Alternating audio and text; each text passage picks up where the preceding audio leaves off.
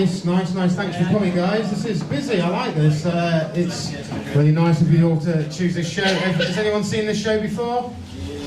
Hands up, that's polite. Multiple times. So everybody else, it's the first time you've seen Joke Thieves? Oh, well, welcome to the show. Hopefully you'll be a fan of it as well. My name's Will Mars. Just the host of the show. Just the host, let's say. Just the host. Joke Thieves is a show basically where comedians do their own jokes and then they steal each other's. So basically you're getting half a show for the price of a show. That's what we're going to get everything twice. It's a bit different to that. You'll see it as it unfolds. But basically I've got 4 fantastic comedians lined up to come on stage. They're going to come out at the start of the show, do their own jokes, and then they're going to come back as people they're paired up to become. And it's in the moment stuff. And the way we prove that it's in the moment is they don't know who they have to be yet because that man's going to choose. You're my volunteer today. If that's what's your name, fella? Connor, nice to meet you, Connor. I'm going to introduce the acts of the stage. All I want you to do, Connor, is choose who steals from who. Is that all right? Cool. And all I expect from you guys is whenever I ask for an applause, just give it me. Is that okay? Yeah, just make them feel welcome every time I ask an act to the stage. Is that good? Yeah. Thank you guys. So let's put our hands together for all the actors that made the way to the stage. Please give it up for Will Davies, for Ismael Loutfi, for Samira Banks, for Carlin, everyone. Give it up.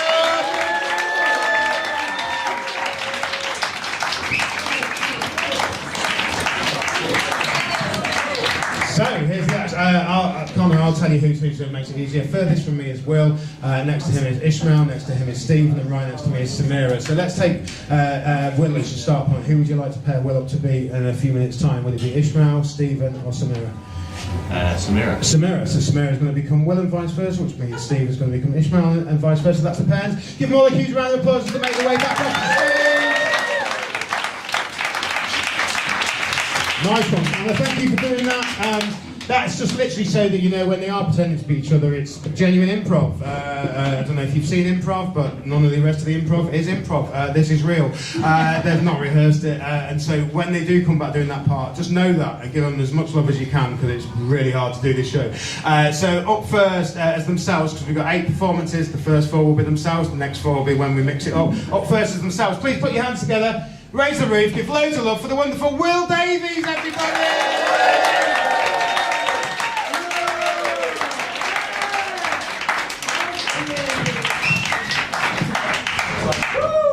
Hello. That was a very nice welcome to the stage. I can only apologise in reward with this. I meet a lot of people and they ask me, what's wrong? Nothing. This is just my face and my voice. It's just a coincidence that they're both attached to a very sad man. One of the main reasons that I'm sad is that I'm lonely. I feel very lonely in this world because I do not understand people. You are the great mystery of my life. I do not know why you do the things you do, why you say the things you say, or why you want the things you want. I'm mystified. There's so much about you I don't understand. Like, pets. I don't get all the fuss about pets. Like, especially, like, what are those weird hairless cats that everyone has nowadays?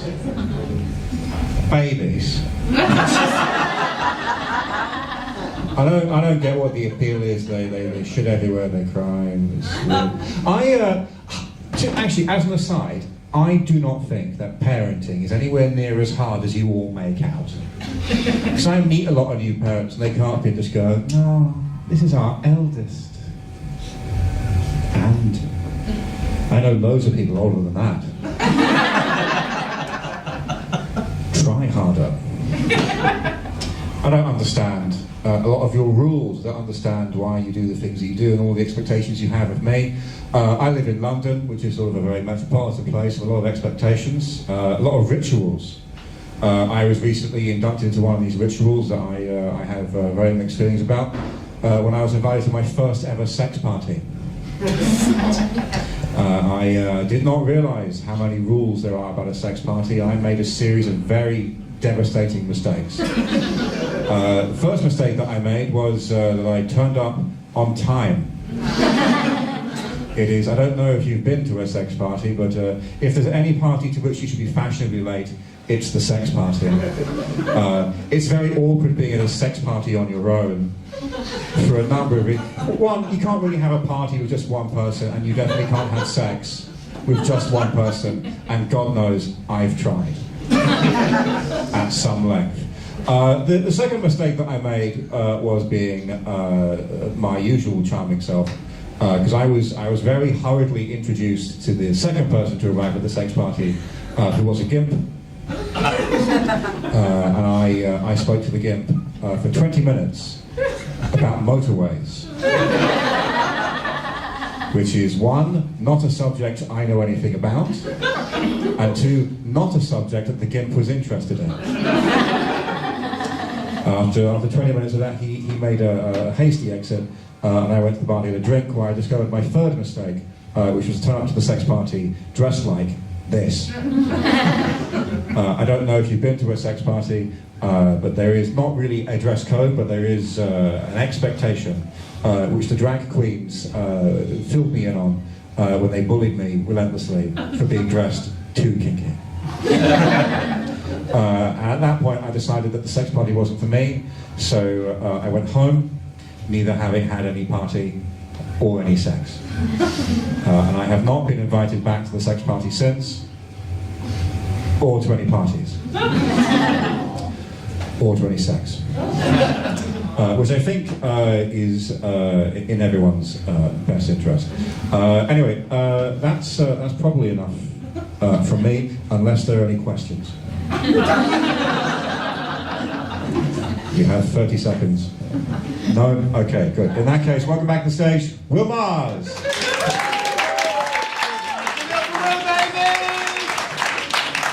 keep that applause going. Build it up, build it up, build it up for Ishmael Lutfi!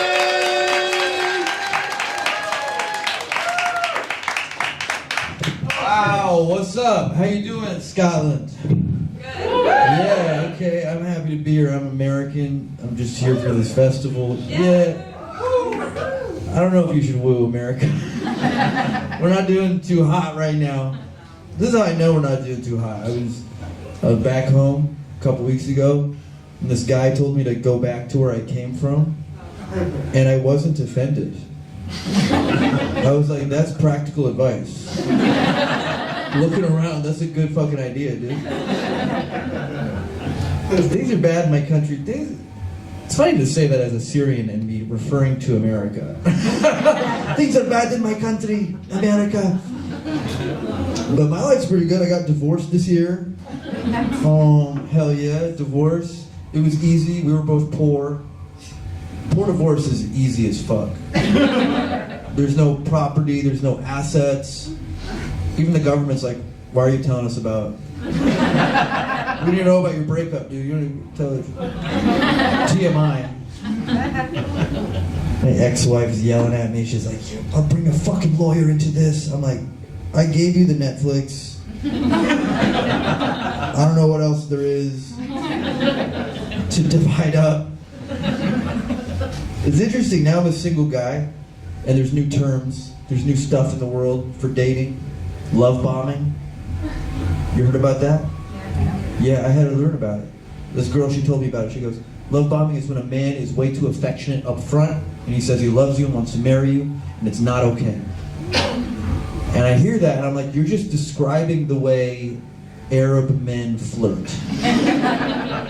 That's what we do. We go, I want to take your soul and turn it into a mountain and climb it. I want to put your eyes in my heart so they can see it pump when I see you. Like, it's kind of racist that it's called love bombing. Like, it's really...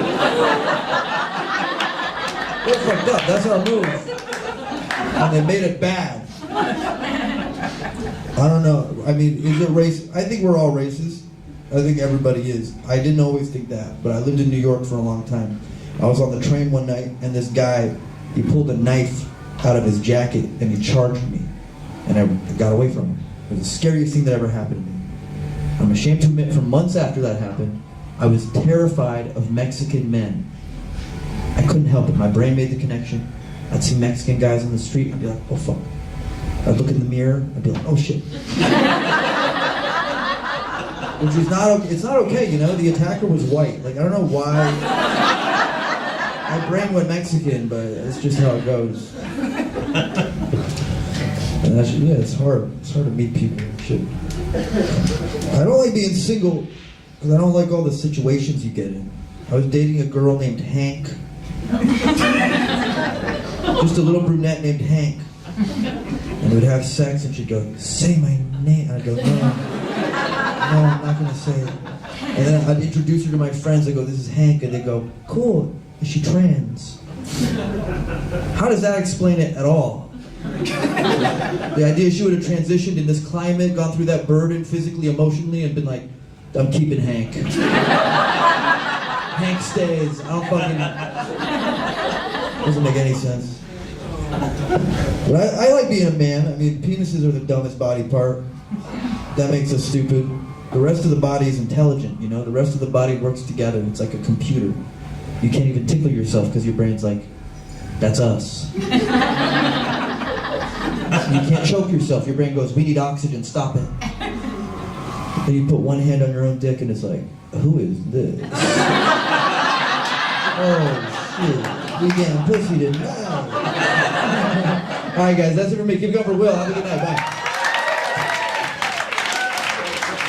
Ishmael Lutfi, everybody! That's good. Up there, can you put that hands together again and keep it going for Samira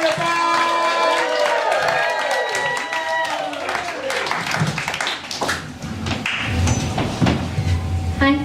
Hi. I'm Samira Banks. My parents were refugees from Iran. If you don't know where that is, it's kind of stuck between Iraq and a hard place. It's a crazy time to be Iranian right now, especially for me, because I'm an Aries. And last month in my horoscope it actually said that I'm only months away from developing a nuclear weapon.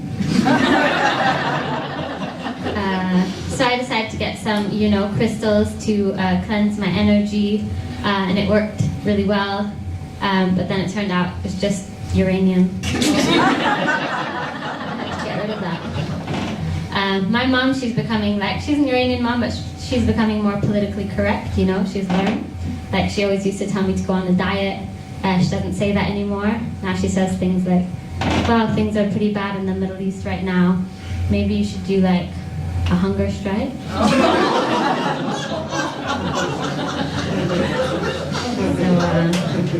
Turns out the only thing standing between us and a free Palestine is me eating bread. I'm so sorry.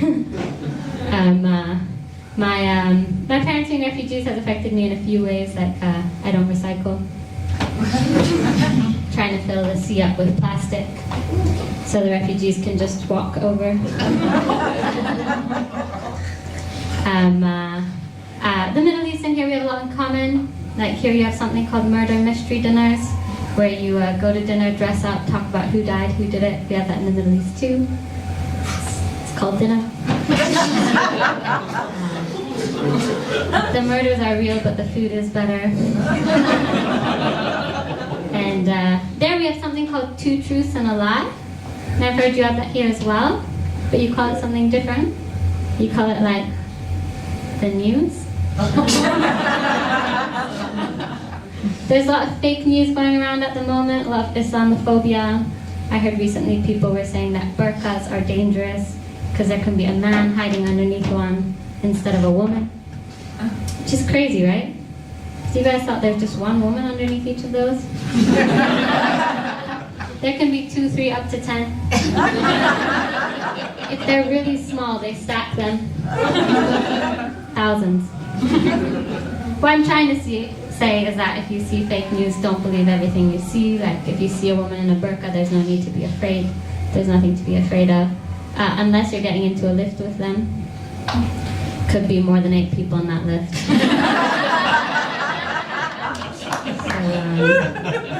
So, stay woke. I've been dating recently. I'm not very good at it.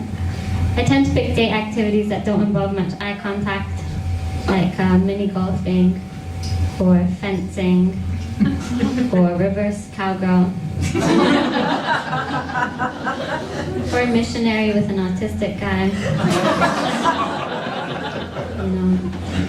I think dating's getting weird. The other day I went on a first date and I ordered a sandwich, and the guy, when I wasn't paying attention, he took a bite out of my sandwich.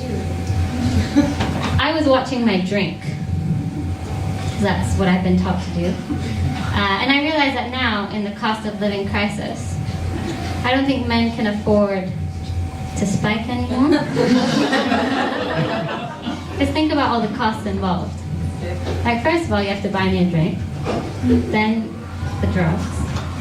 If that works, you'd have to order a cab to where you live alone. Like, the modern day equivalent of that is you lugging me home on your line bike.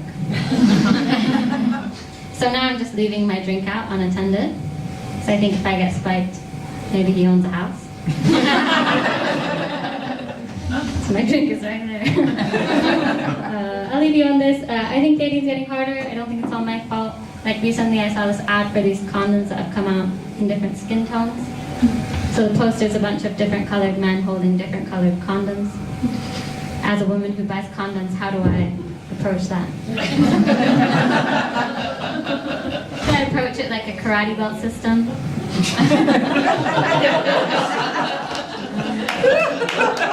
Or do I get a mixed pack, pick one at random, spend the whole night out playing racist Cinderella? Just at the club, like, oh, you're cute. Do you have a friend who's slightly darker? Or I could get one pack in one color, but if I got a brown pack, how would I finish them? Because most of my cousins are married now. Except the last guy, he's divorced. That's from me, I've been Samira. Thank you.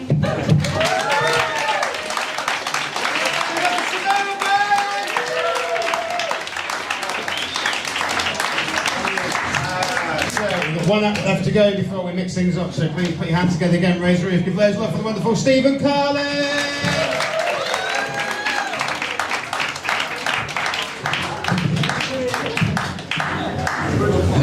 Thank you. Yeah, we've got you're having a drink tonight. It's good to see you people drinking. It's good to drink alcohol. You should drink alcohol, because the thing when you drink alcohol, the real you comes out. You know, not necessarily the good you, but the real, not the person you want to be. But like, for example, when I drink, it turns out the real me is a very bad driver. You know, like, I thought I was a good driver, but it's not who I am as a person. So I've had to stop drinking. I mean, I said stop and not quit, because this is Scotland. We are not a nation of quitters. I didn't quit. I've retired after a long and successful career. Retired, and then I walked away at the top of my game. So it's one night I was lying face down in a pool of my own vomit, and I thought, do you know what? I've nailed this now. I can't get any better at it. And the thing is, I nailed everything about drinking. So it's not just the drinking; it's all the skills. It's like hailing a taxi and then not getting into it for 20 minutes. Nailed that. Nailed getting home and forgetting how I got home. Well, I love that. Getting home and forgetting how you got home. That is the closest my life has ever come to genuine magic. You know when you wake up and you've got no idea where you are, and then suddenly you recognise the ceiling? You're like, result! I've done it again. 100% record this week. I used to be able to stand at a bar at like 3 o'clock in the morning with a complete stranger discussing how tomorrow we would set up a company together. So that's why I don't drink alcohol. I mean, I drink beer. Let's not take this not drinking to extremes. I drink beer. There's nothing. Beer's a starter. It's not a proper drink. Starter. It's have you looked at a bottle of beer? It's like 5% alcohol. 5%. That's pathetic. That's a rounding error. That 5%. They may as well say 95% of this product, not what you want it to be. Beer. Honestly, beer's 95% water. Humans, we're 80% water. There's actually more water in beer than there is in us. I mean, by rights, drinking beer should sober you up. Officer. So that's you know,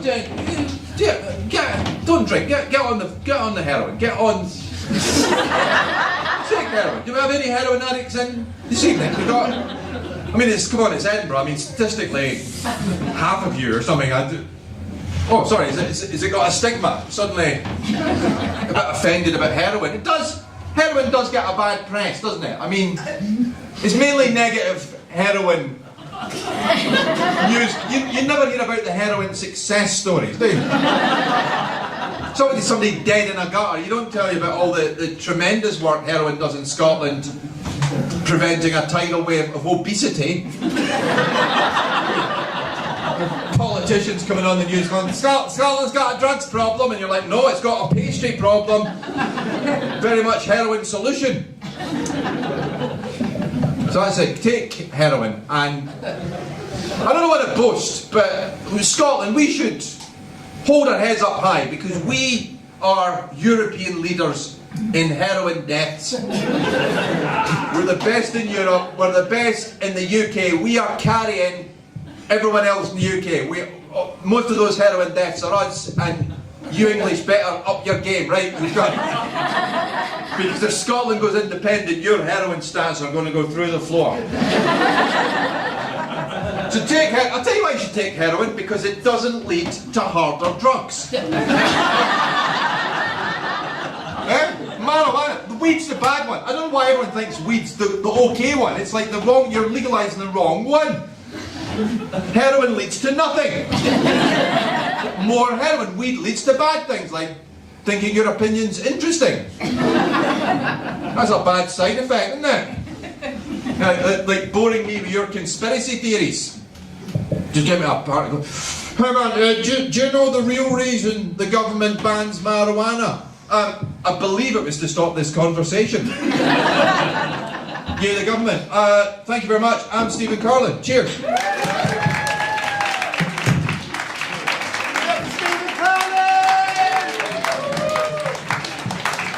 Okay, now we've seen all four do their own stuff. We're going to mix it up. I'm going to bring it back as each other now. So, up first as somebody else. This time with the material of Samira Banks. Welcome back to the stage. Give it up for Will Davies.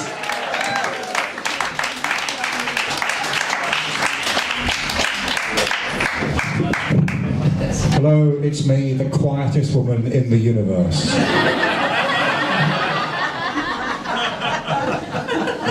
I'm a tiny little Persian field mouse who's never done anything wrong. I am, however, for some reason in charge of Iran's nuclear weapons program. But you shouldn't worry. We are getting our science from the same place that the United States are getting their intelligence. Mystic Meg. I'm very proud of my Iranian heritage. It's a good thing this show is being recorded to see me, a proud Iranian woman, do something that isn't about to be racist for contractual reasons. Just to be clear, I am, in this instance, Samira Banks.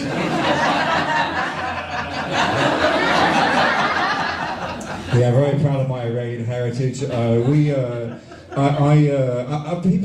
are afraid of the burqa. People shouldn't be afraid of the burqa. They're just like, what if there's a woman under there? And like, oh, you haven't heard the half of it. Not only is there a woman under there, she's huge. She has the density of 10 regular women. She's so incredibly powerful. She could knock over the Twin Towers with one pinky finger. That's why Iranian women cannot be spiked. You would have to put so much ketamine in our drinks. You would have to knock out the entire Grand National just to make one of us a little bit sleepy. We're monsters. Nothing America says about us in the propaganda is true because the truth is too horrific. Your newsreaders would lose their minds if they found out about the power of Iranian women. We can leap buildings in a single bound.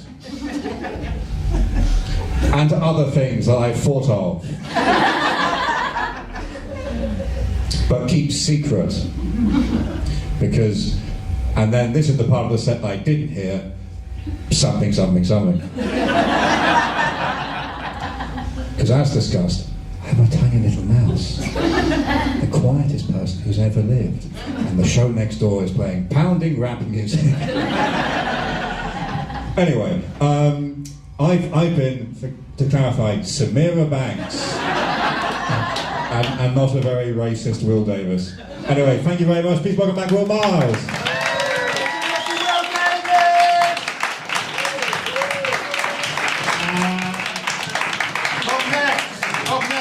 This time with the return of Stephen Carlin. Welcome back to the stage, Ishmael Lutfi!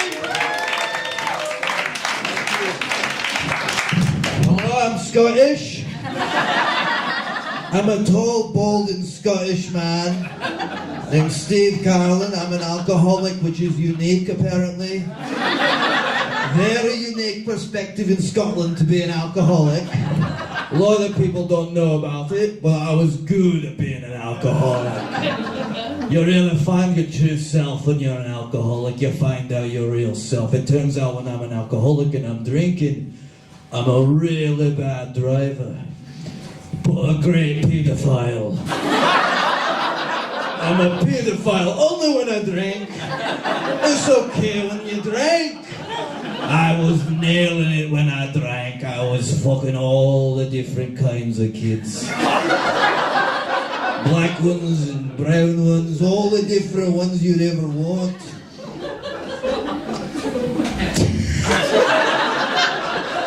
I retired. I didn't quit. I retired fucking the kids. I got too good at it. I became a Catholic priest. They made me become one because I fucked them all. And here's the truth about fucking kids. Because you don't seem to like it. But the truth is, we were all kids once. Officer.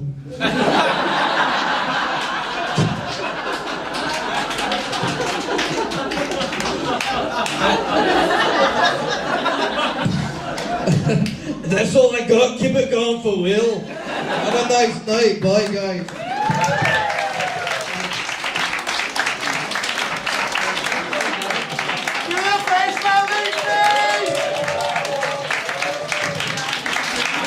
I think you can agree that was an exact replica of the set we saw earlier.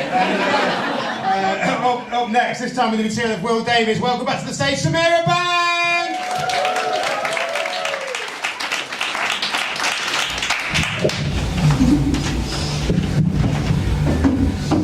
Hi.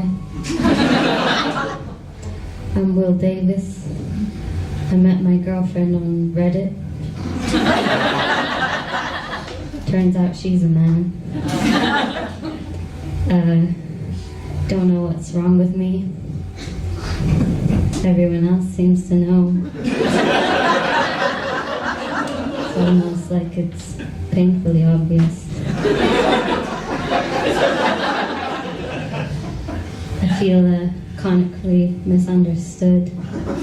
Like I don't understand why no one wants to fuck me. I hate babies.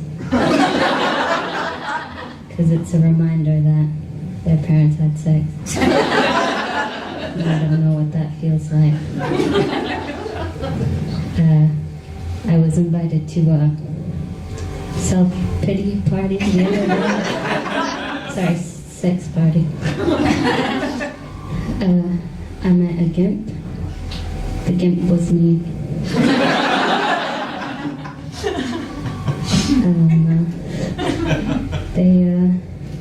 They haven't invited me back to the sex party because I wasn't good at making conversation.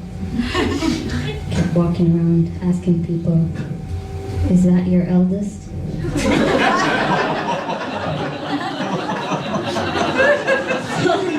Thank you.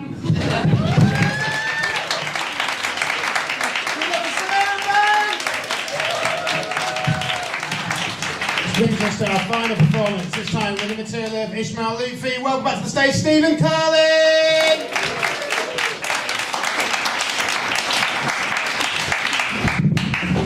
Hello, I'm Ishmael, and sometimes when I can't think of what to say, I call people paedophiles.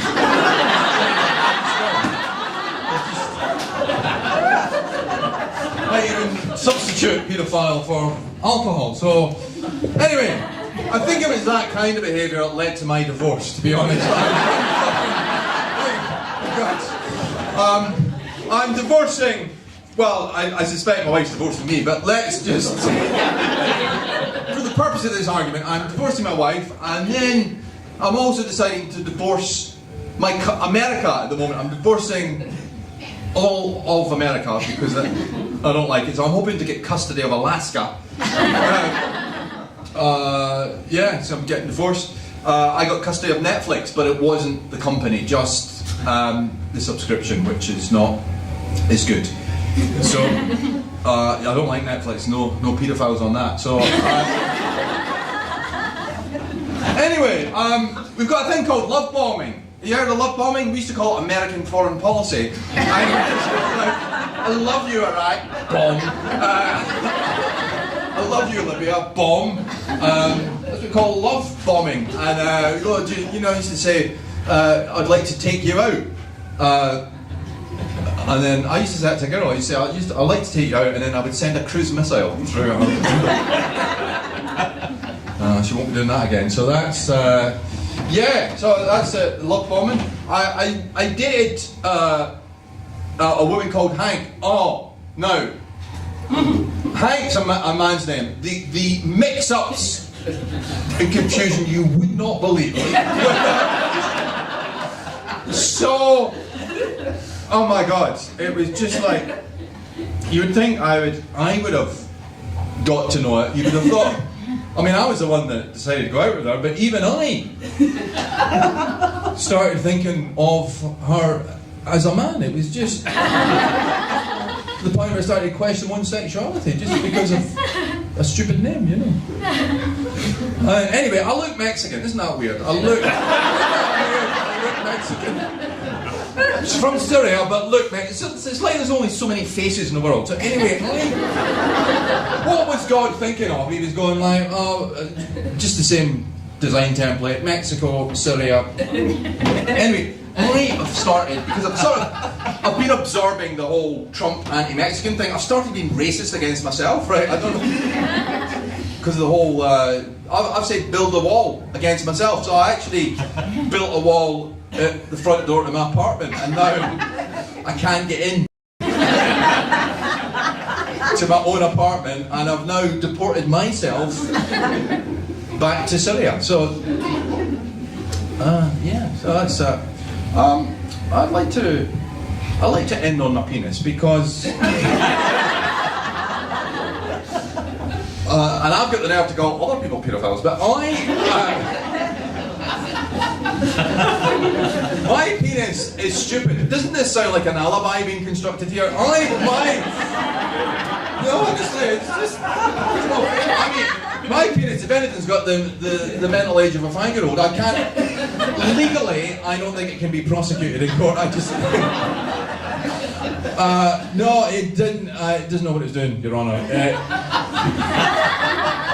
It doesn't know what it's doing. Me. I know what I'm doing, but my penis, diplomatic immunity from prosecution. Anyway, I'm off to Mexico.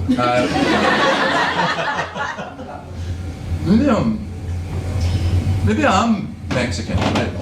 Maybe I'm Mexican, but I just because of the anti-Mexican stuff in America, maybe I've started saying that I'm from Syria now. Isn't that weird? Because after 9/11 there was like this sort of Middle Eastern sort of, you know, an anti-Arab attitude in America, and people thought I'll pretend to be Mexican, but now it's very much swapped round now.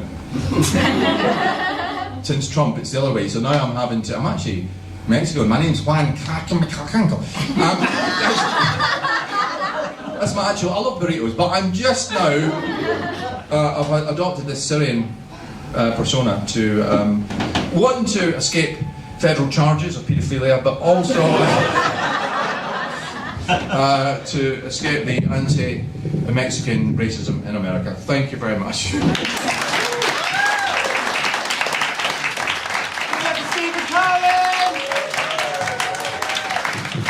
Guys, did you enjoy the show?